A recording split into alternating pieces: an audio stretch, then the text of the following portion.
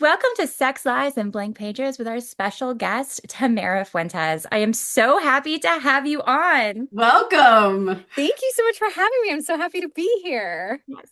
So, we've known you for years, and you have a special background in the indie author romance space as well as traditional. But for our audience who's listening, do you mind just introducing yourself, pretty please? My name is Tamara Fuentes. I'm currently the entertainment editor over at Cosmopolitan magazine. I've been here for about 4 years now. I'm also now, I can finally say this now that we're out. I am the project lead at Cosmo Reads, a new book imprint that we just launched just a couple weeks ago with Source Books. So it's been the most wonderful journey, but yeah, kind of cool. It That's so feels like it has exciting. been forever since we were in, was it Brooklyn with the Rip Bot? Yeah. Yes, when I first got like the heads up that it was happening, and that is, it's got to be insanely like, it's just insane. It's got to be amazing to step into Yeah. that role because I would imagine it's completely different. It's so different. I remember being so I first heard about it September of 2023. So it's been Mhm. like a long time. Like Wow. y'all know, imprints and all these different things, Yeah. they take a while to happen. But I remember I went on a trip last year to North Carolina. The tourism board there had invited me to go meet a bunch of authors. I remember talking to Nina Dugremont in her car. We were doing the interview that I was conducting like in her car as we were going to the next destination. And I was like, I don't know if I could do this. Like, is this a thing that I'm capable of doing? I'm just a reviewer. Like, I have no idea.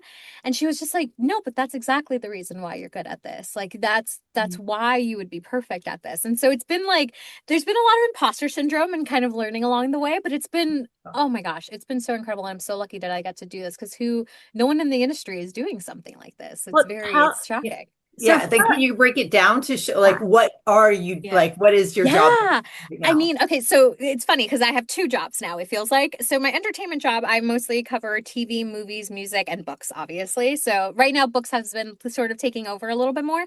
But for Cosmo Reads, like I am reading manuscripts and approving, what deals we want to get with our books. I'm approving covers, marketing, talking with the authors and doing also conducting interviews for Cosmo and working online.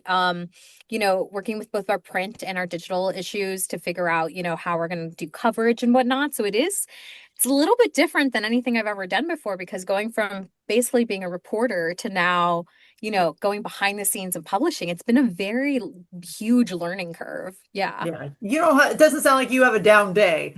No, not at all. Not But like everyone keeps and to asking be like, me. which brain am I in today?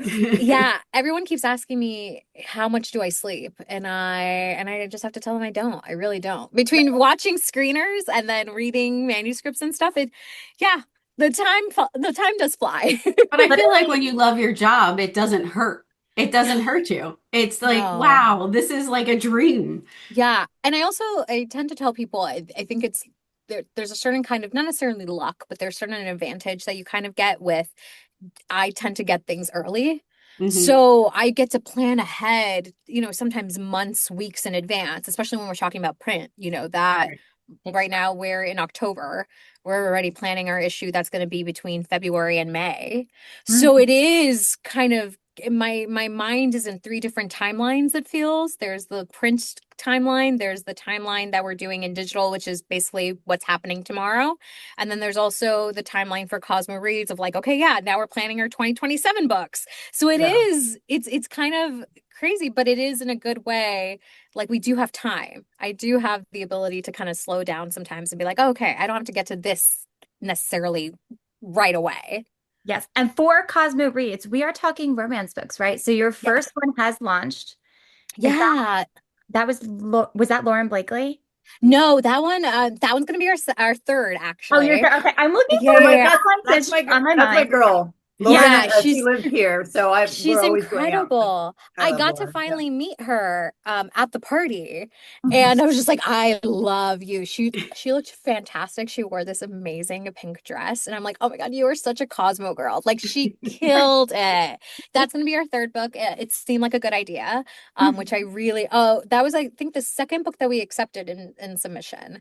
The first one that came out was Female Fantasy. That one came out on October 14th by Iman Hariri Kia.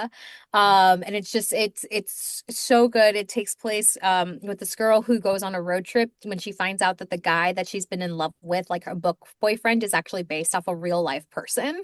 And she goes to New York City to find out if they're real and like figure out if there is actually like the perfect match in heaven. And it's just so good, a beautiful ode to fandom. And that one came out just last week. And then our second book will be 1 week later by KJ Michika, which like her, it's such a beautiful book about two writers who meet up with each other in Aruba and then go on their separate ways after having this kind of beautiful romantic fling. And they each write their own side of this love story. And they come out at the same time. Mhm. So readers are like, well, what is the truth? Who's lying to us? And like, what reading between the lines of, this actually happened or this actually happened, and them coming together to also find the truth within their own story.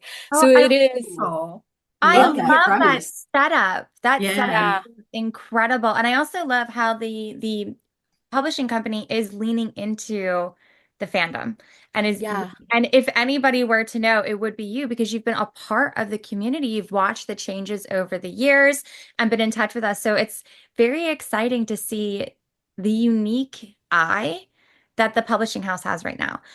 Like, Yeah, it's been really fun because, and that's one of the most important things too, is that, kind of being a fan of the genre and just a fan of also books in general. Like I do have to freak out a little bit because Stacey, I read your books. I found them on TikTok one time and I just started reading them like crazy. I was just like, oh my God, I need to know what happens next. Which And so one? I Savage Lands? Yes. Yeah. Oh my gosh. I was obsessed. I could not put them down, which was horrible for my TBR. Like, I was just like, I have other books that I do need It's to read okay. for work. We'll let that go. But I was just like, Stacey, it's good. It was so good. And I was just like, I was waiting with bated breath to find out what was happening next. Like, it was kind of crazy. But yeah, I have to fangirl a little bit. But that helps. Like, it is kind of nice being into, I'm on TikTok, I'm on Threads, I'm looking at everybody. I have friends both in the industry and who are bookstagrammers who are on top of things. I do have like a different kind of inside look at stuff, which is kind of fascinating. I try to use that to my advantage as much as And possible. have you felt like this shift towards romance? Because I'm wondering, like, how long ago this wouldn't have been a thing. Is it TikTok? Is it just the way we were going? Like, what do you think, like, really is curving? Because I feel like here in Seattle, like, we've had 5 pop-up just romance, stores. So Yeah. it's it's definitely like this new wave. And I don't know if it's inspired by TikTok or TikTok took it from that, like where this I think, romance lean is coming. I know we yeah, all know more love, though, in this world. I think part of it, I think you're right. Part of it is TikTok, but I also think part of it is during the pandemic, we kind of created this, like, we just became so unashamed of the things that we were passionate about because I feel like we lost so much that when we were trying to find those little bits of light in the places that we could, we were just like shouting it from the rooftops. So I remember when I read, um, It Happened One Summer by Tessa Bailey. And I Mm. was in a deep, deep rut at the time. And all of a sudden, like this book just became like this little guiding light for me. And I was just like, and this was during the pandemic. And I finished it on Christmas Eve. Like I distinctly remember this too. And I was just like, oh, like that just books just stayed with me because it just gave me so much hope for the future. And like that was one of the biggest sparks in romance for me of like, this is what this genre can do. And I can see it with so many other people too. They also had those moments and it saved them. It saves a lot of people. And so they Yeah. hold on to that so dearly. Mhm. Yeah. undoubtedly, romance has been called the genre of hope. And I think one of Yeah. the reasons is you're guaranteed happily ever after. You can go through anything with anyone, and everyone is worthy of love. And during the pandemic, and also now and years before throughout history, what we really need is hope, Yeah. especially at a time when social media can be so divisive and there's so much hatred flowing. Having hope, I really think if more people read romance books, the world would be a better place. So you are doing the work, you are doing the good deeds by Yeah. putting these romance books out there. Yeah, it's I crazy because try. I feel romance is what the most popular genre out there and the most Yeah. needed, but at the same time, still put down the most, still Mhm. ashamed the most, still, oh, that's a chick flick, that's chick reads or, whatever it is. It's always still so put down. And I'm like, it Yeah. just boggles my mind of how much the popularity of it, and we are still battling these old, ideas. And I know Will be like, it's changing, I swear. Literally, I'm on edge. I'm wanting to say there are positive strides, and part of those Yes. are these major voices and platforms accepting and embracing and promoting Yeah. dance books. I mean, what Rebecca Yarros threw a pitch, didn't she, recently for the Yeah. football team? There's, I don't know if you saw like and it wasn't just that game. I think there were several other games where they were selling like beautiful, stunning limited edition copies of Fourth Wing, and you can also get a baseball jersey.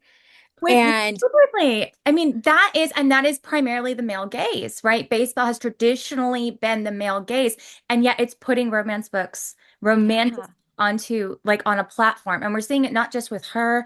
Anna Huang had a Yeah. song written about her books. Like there are these Mhm. stars, these lights that guide you as you were talking about. And I really think we're going to embrace that and it's going to grow. I'm seeing more men reading, although yeah, Well, obviously smart. don't have necessarily the best intentions potentially, but some do. Yeah. And I think that that's really where it starts, right? When you do have men standing in the gap and when you have these voices being upheld and lifted. I love it. So Well, like you said, yeah, if more people read it, they'd find that it's not. I think they still have this idea of our mother's bodice rippers Yeah. that are just mm, all fluff. And I'm like, do you know how much depth are in these romance books? Hmm. You yeah, know how much like a lot of times, I mean, I've written about like, early set on, Alzheimer's disease and like, like there's so much heartache and depth and real life in these romances that I feel like people still put like, oh, that's a silly romance. No, they're not. They're yeah. silly about these anymore. And it just And I like, And I think also the important thing is this is one of the few instances of media, right, that you truly do get to see things from the female gaze. And even still in film, still on television, and still in all these other different forms, you are still just seeing mostly the male gaze, like all throughout it, even, in sex scenes, even in, the romance and the drama of it all, especially nowadays as you're seeing less women and non-binary people being in, writers' rooms or being directors or getting these chances. Romance is one of the few and only places where women or women identifying people have the chance to be able to take over and show their side of things. And do it so unashamedly that other people will be like, "Oh my God, now you're seeing things how I saw them," because we've gone so long without that we're now attaching it to that so much that we're like, yes, like this is finally not just representation, but just kind education. of, yeah, like Hmm. education and kind of seeing the idealism of the world of like what women think about and feel and see and all these different things finally put into something that you can consume and yes. experience yourself. So I made this assumption, is Cosmo Reads exclusively romance, or are you going to dabble in women's fiction, or what is happening? Tell us all the things. Yeah, so I will say we started off mostly as a romance imprint, like that's originally what we kind of started as. But we might have acquired a couple of other things that are not necessarily romances. So we have already announced actually that we have a thriller coming out by Saratoga Schaefer. They created this amazing like.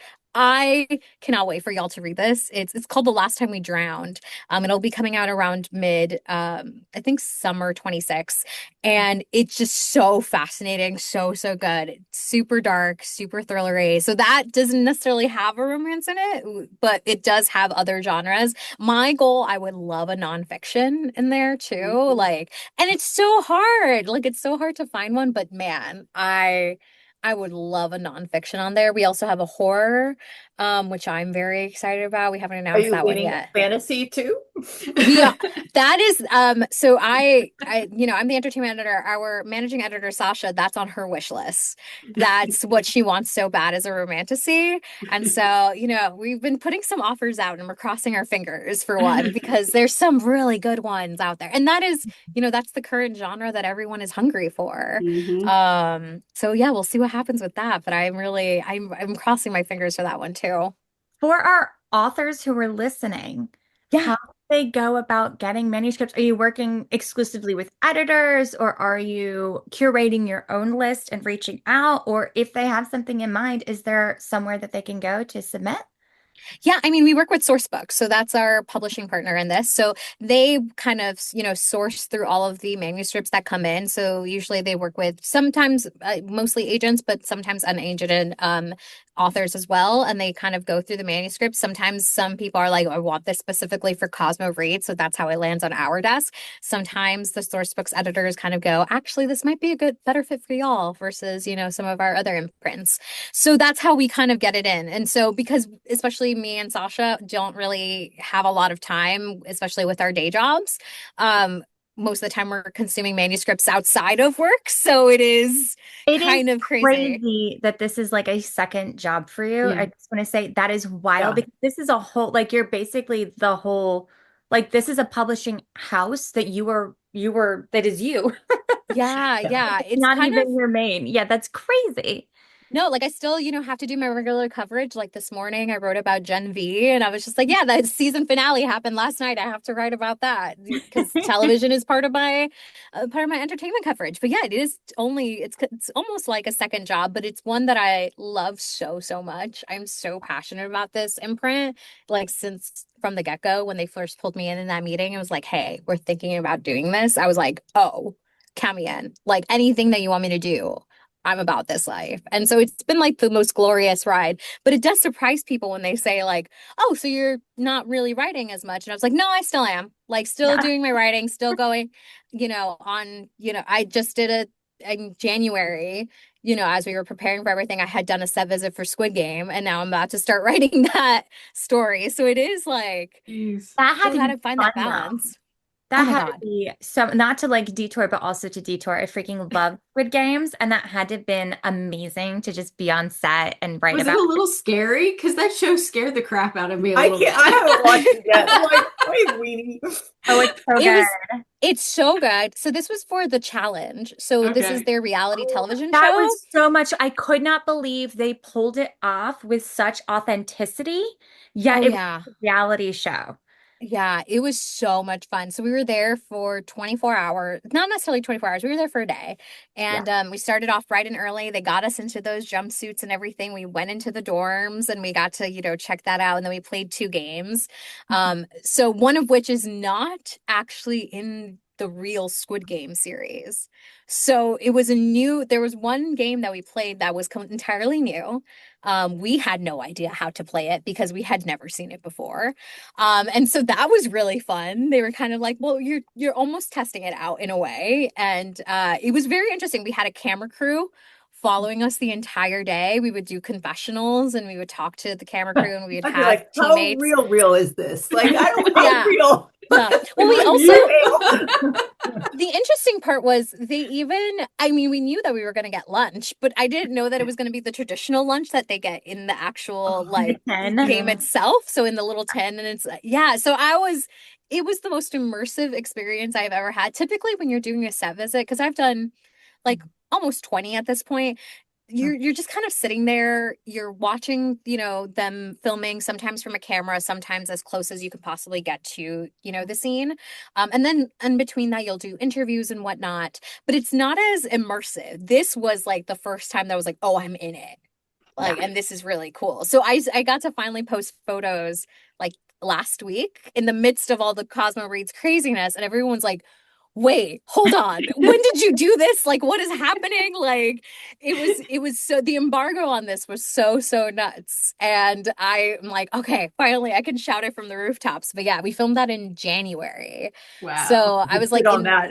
yeah, I was in Like, London and I was on the way on the plane reading manuscripts on the way there. Did the set visit, stayed like maybe 2 extra days to catch some shows in the West End, and then immediately came back and I was like, okay, back to work. Here we go. That's does it amazing. change the reading for you? Like, do you feel like just as excited to read when you're kind of almost forced to read manuscripts now, or? Sometimes I think it's like the fun part is you are one of the first to read it. And so I think the hard part is you can't tell anybody, right? So people often ask me, what is the last thing you read? And if it's a manuscript, I literally cannot tell them anything. But I think the fun part is when you get to be that first person to read something and find the spark in it and be like, I want to champion this so, so hard. That is what makes it like so, so incredible. So even I'll give you this as an example, and we don't do this anymore, so I will put this out as a warning. KJ Michika's book, actually, she's a source books author, so she was already in-house. She had emailed me her book to blurb. She had no idea Cosmo Reads had existed. This was like we hadn't announced, we wouldn't announce for another year. So she had no idea. She was like, "Hey, I have this book coming out. And I really would love you to blurb it." I was like, "Great, sure, would love to read it. Check it out." I loved her first book, so I was like, "Oh, absolutely, I will take this." I read that book and I said, I need to steal this book from I don't know which publisher she was under It's Source Books mine. at the time, Mine. but I was like, I need this for Cosmo Reads. And I immediately sent it to my managing editor, Sasha. I was like, can you read this real quick and tell me if you also really like it? And she read it in like one day, one night, and she was like, we need this book. And I said, I know. And so we immediately went back to Source Books and we were like, she doesn't know we're doing this, but can we have this book somehow? And they pulled some strings together. Thankfully, we were able to add it into the lineup.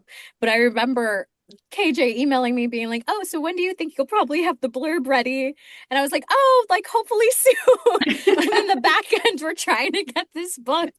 And so unfortunately, we can't really do that now because we have more of a process. But that was one like the first moments where I was just like, "Oh, like I really wanted, I love this book so much. I want to be the one to champion it." And I Wait, found that is, spark. is this something I could do? I can send you my book to blurb. Oh yeah. Oh Worst yeah, people do that. nightmare of authors. We're like, wait, we have to blurb it? I just wrote you the whole damn thing. Oh no, I blurb all the time. Oh, I hate that. Oh, I hate I it. loved doing it at the time. Like I still sort of do. Sometimes I have to say mostly no because I have so many other things going on. But I love getting to blurb. I think it's such an honor to be able to do that. But I also know I don't get asked as frequently as, authors do. I don't know if it's because we were talking about Squid Games or you just talking about your daily life, but I feel like, or maybe it's because of Emily in Paris. I just feel like your life could be a TV show, and Mhm. that TV show would totally market all of your books that Yeah, you're well, in print. I would say my life is currently a mashup of my dream crossover, which is Younger and the I was Bold going to Type. say younger. Yeah, Younger. because Younger is Yeah. based off book publishing. The Bold Type actually is based off Cosmopolitan. The former editor-in-chief of Cosmopolitan is the creator of the Bold Type. So Oh. it is based off that. I don't get to access the fashion closet. That is a total lie. But it's like What a every other bummer. instance of it is pretty accurate. So it is funny. I'm in this beautiful mashup of two of my favorite shows in a That is way, and it's been so amazing. fun. Yeah, that is so freaking cool. I bet our audience has a ton of questions, so I'm going to ask Oh them yeah. to leave your questions Oh below. my God, yeah. Because I could only imagine. Also, I think you should issue an HR complaint that you do not have access to the Yeah. closet. I know. I would love to especially the Advertising Cosmo it. Reads party. I was freaking out because I was like, "Oh my God, it's our first night. What do I wear?" Yeah. Like it felt like a debutante ball. Like there Yeah. were some people who knew that I'm involved in it, and then there's some people who were slowly discovering it throughout the night. But it was like our first foray into into like publishing and society, I guess you can say. So I was very much freaking out what to wear. Thankfully, one of my friends, her Instagram is Notes by Nena. Nena is an incredible like in bookstagrammer. She gave me a Newly code to like be able to try on different clothes. So Newly came through and I found the perfect dress. Is Newly like Rent the Runway? Yes. So Okay, you perfect. rent, I think it's 6 pieces a month for like about like a little bit over $100. Yeah, Oh, not And nice. then bad you at can all. buy them if you I want, do if you love like them. them. So yeah, I ended up buying 3 pieces from my box and I loved it. This is not sponsored in any way, shape, or form. I promise you. They are giving me Thank you for having no my back on money night. Yeah. for this. I It's actually would shipping. like some. If you Yeah. hear this, We'll Snooly, send them this please. clip. We'll send them the clip. We'll be like, excuse me. Yeah, Can you yeah. sponsor her, please? She doesn't have Literally. access to the fashion closet. Yeah, Yeah. I will tag you always, please. I would Yeah. love clothes. I love it. And we are coming towards the end, but I would love it if you could give any shout outs, any advice or recommendations for we have readers and authors who listen, as well as Yeah. people who just want to peek behind the scenes of what this industry is like. Yeah. Anything you want to say? I feel like you are a hopeful, like shining light in this industry. So the more that you can shine down on our audience, the better.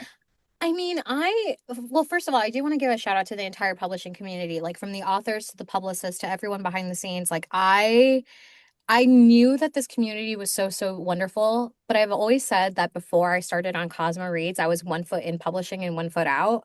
And the way that people have embraced us has been like the most incredible like moment of my life. I'm already getting emotional thinking about it, but it was just so beautiful. Like the way that this community has embraced us, not as competition, but as other people who are also in this beautiful foray for romance in particular. And so I am just so just like honored to be amongst all you all, here, and just so grateful for every single moment of it. And then for the people who are, interested in it, I always like to say like passion is like your number one thing and will be the one thing that drives you forward. Like even when I, talk to younger people who are in college and want to become journalists or want to go into publishing and they're like, well, what's the main thing? I was like, you can teach anybody how to write, like almost. Writing is a skill that you can kind of work on. Same thing with like learning how to work in publishing and all these different things. But passion is the one thing you can't replace and the one thing you can't teach. And you need to have that to be able to be successful in these careers. That's how I've gotten all of my jobs. I've talked to so many editors and they're like, well, you were just so passionate about what you were talking about, what you were doing, that you were the perfect person to be able to do this. And so that to me is the number one thing. And that's also the reason why we'll never be replaced by things like AI or anything like that, because that is the most human thing of all. Yeah. And that's what's going to drive us further, as we continue on. And uniquely human. And on Yeah. that note, we kind of started with you saying you had a little imposter syndrome. Please tell me it has vacated and it no longer exists because they Oh say no. yes. Oh no, no, no, no. It still exists. I Oh, like to say It doesn't leave. Is it have it left you, Willow? It's still it took every me time I 2 turn it years. back, I'm like, oh my God, they're gonna find out It the took me a truth. few years, but I remember the moment that it did was when an author who I'd had up here made a statement about KU authors not being real. And my defense, like this, I wasn't even, I had left KU and I was white, but that defense came up and like no, this is what it is. And having that mama bear feeling, like definitely eliminated my impact. Like I remember that moment of being like, oh, no, no, no, no.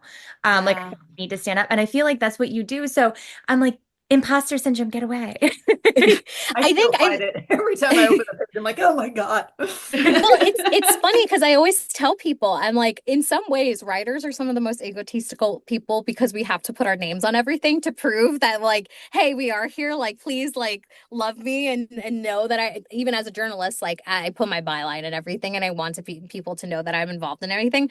So I don't know if the imposter syndrome will ever leave, to be quite honest with you, because I just look up to so many incredible people. But like, I also, part of me hope that it never goes away because it just shows that I am still in it for the long run. Like I'm still not losing that like shine and glitter and again, passion behind the things. I feel like if I lose that luster, then I'm like, ooh, maybe I'm too far gone. Well, I And I also want to, feel I stopped learning. Like I want to think, yeah, oh my God, I still not good enough. Like I'm still looking at every book going, how can I make this better?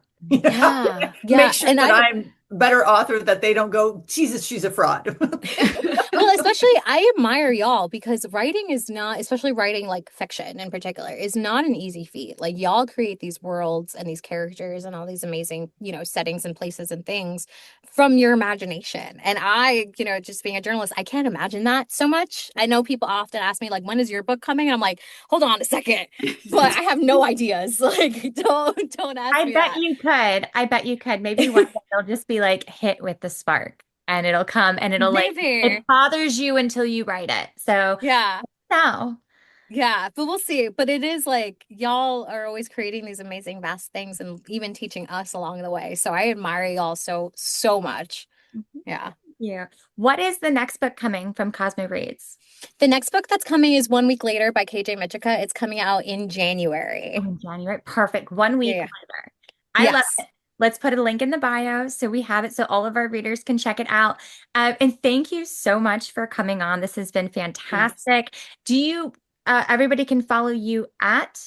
Yeah, on Instagram, I'm Tamara Fuentes _. So that would be my main, and that's also the same thing for Threads. So that those are my main platforms right now. Awesome. Well, Fantastic. hopefully in the future we can do this again and we'll see what projects you're working on, what things have changed. So it'd be really fun to do like later, being like, now where are you now?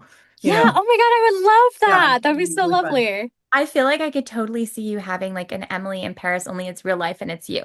I like I don't know why. It's just what I'm picking up on and what I see. And I would like gobble that up. I would binge watch. So Oh, yes. So here's everything to come, and we would love to have you on again. Thank you so much for coming. Everyone, remember to like, share, subscribe, and all that good stuff, and we will see you next time.